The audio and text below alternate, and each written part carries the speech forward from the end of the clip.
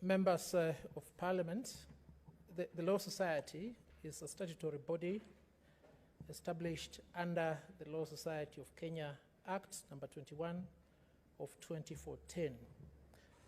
We received notice through the local dailies published on the 5th of March 2021 to submit views of the Law Society insofar as the Constitution Amendment Bill 2020 is concerned. Our submissions are based on three fundamental pillars.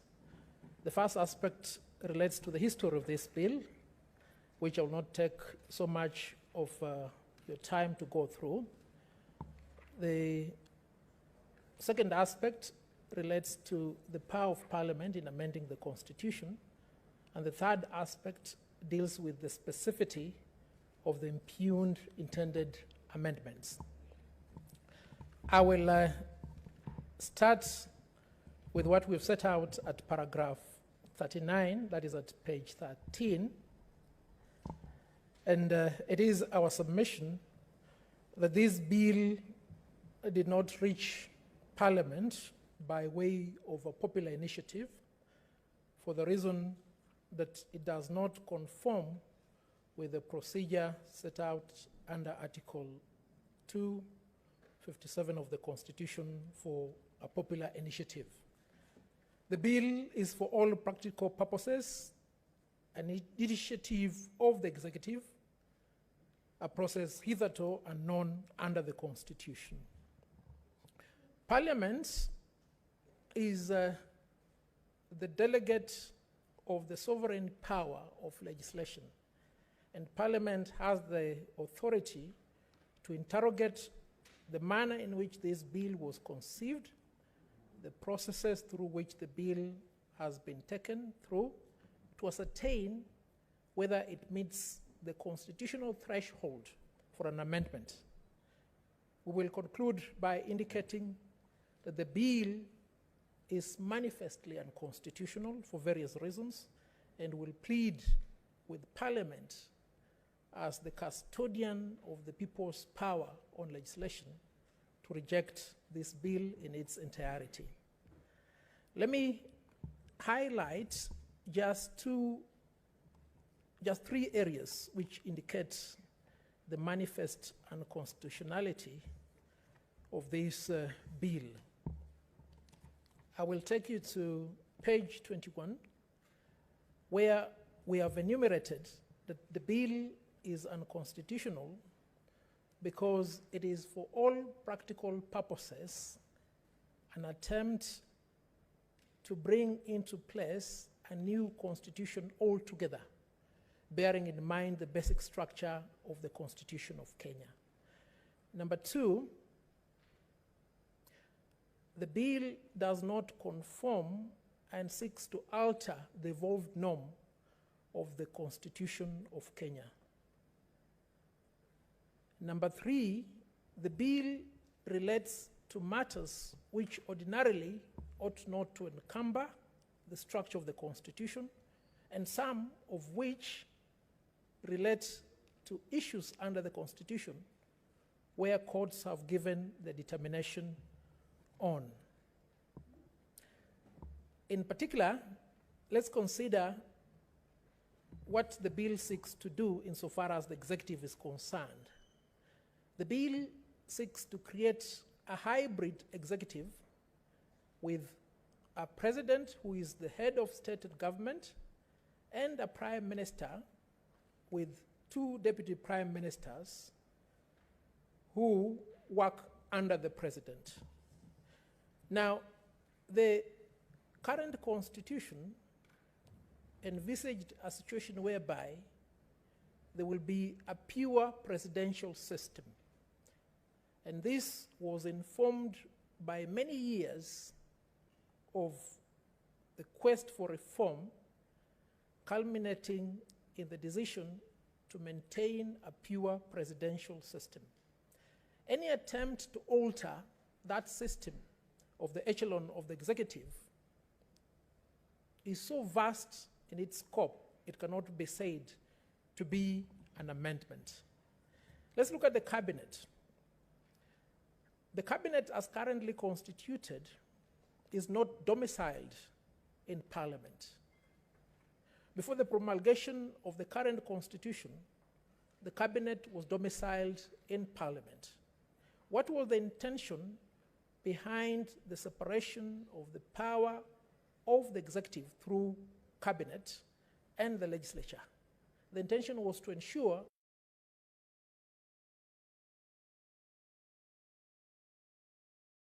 by fusing cabinet assembly, that oversight role is lost. Again, this was not the intention of the current constitution. And reverting to the position before the promulgation of the constitution is such a major step that entails the promulgation of a new constitution. It cannot be achieved through the disguise of amending the constitution. Let's conclude with the legislature. There is an attempt in the intended amendment to the constitution to bring the cabinet into Parliament. There is also a deliberate attempt to create the office of the official leader of the opposition without demarcating the functions of this office. Again, based upon the arguments that we have set out insofar as the other two entities are concerned, this fusion blurs the need for separation of powers and the demand to have oversight. I want to hand over the remainder of my time to my colleagues in this order. I want Madam Esther Ngawa to address the issue of the constituencies sought to be created, as well as the county executive and the county assembly. I will request my colleague, Mr. George Mwanza, to deal with the issue of the amendments that seek to impact the professional functions of lawyers by demanding that their fee be regulated by the Salaries and Remuneration Commission. Madam Caroline Mudeu will deal with the issue of the removal of Article 158, insofar as the tenure of the Director of Public Prosecution is concerned. And then lastly, Madam Herin Kabita will give recommendations. Thereafter, we'll conclude. Please take a maximum of 5 minutes, if you can. Thank you, Chair. Mr. President, thank you, chairs, again, and honorable members of the Senate and the National Assembly. I'll pick it up from where the President has left by indicating the replica of what the amendments seek to do to the national legislature at the devolved assemblies. And the proposed amendments relating to the county assembly and the county executive committee are to be found at clauses 45 to 48 of the amendment bill, which propose firstly to amend the Constitution of Kenya by providing power to the nominating political parties to recall nominated members of the county assembly and the special seats and from marginalized groups and persons with disability. I'm sorry to interrupt you, but because of the COVID regulations, I'll request that you speak with your mask on. Thank you. Sorry, Thank you. Chair. Thank you. Because we'll have another team coming in after you. Thank you. Indeed, thank you very much. My sincere apologies. I hope I will not run out of breath because of the mask. If I do, kindly excuse me. Thank you, Senator. Now, the amendments seek to have members of the county assembly sit in the county executive committee, which is, in simple terms, the cabinet of the county governments. The separation of powers is important, not just at the national level of government, but equally at the county level of government. The County Assembly has a mandate to oversight the functions and performance of the county executive. Having members of County Assembly sitting in the County Executive Committee blurs that separation of powers and creates a situation where oversight is not guaranteed. For that reason,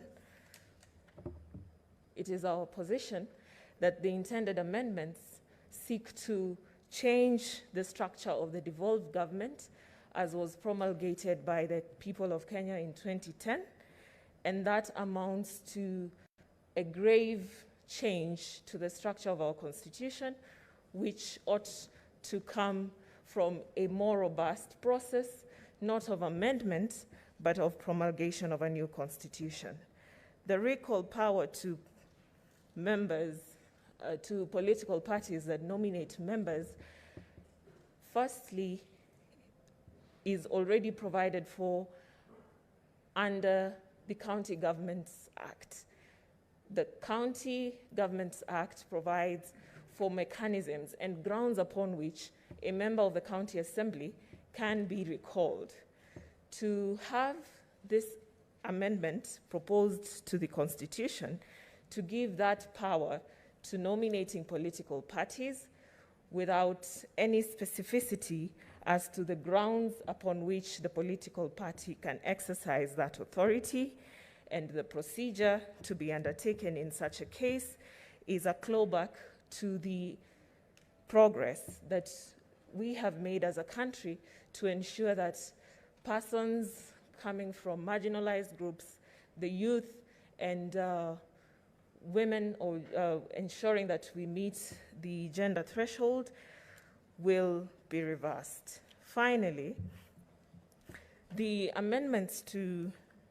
proposed amendment to that article of the Constitution, that's Article 180, proposes to give county governors excess and extreme discretion to dismiss members of the County Executive Committee. Firstly, courts have already ruled on this issue, the fact that the county governors do not have unchecked powers to dismiss members of county assemblies, and therefore an amendment that seeks to overturn or to repeal a decision of the court is fundamentally unconstitutional, and we beseech both houses of parliament to find that that ought not to be done. And for that reason,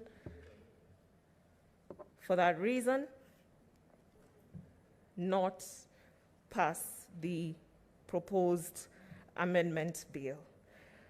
The constituency delimitation and the role of the Independent Electoral and Boundaries Commission has been stipulated in our current constitution that is sought to be amended.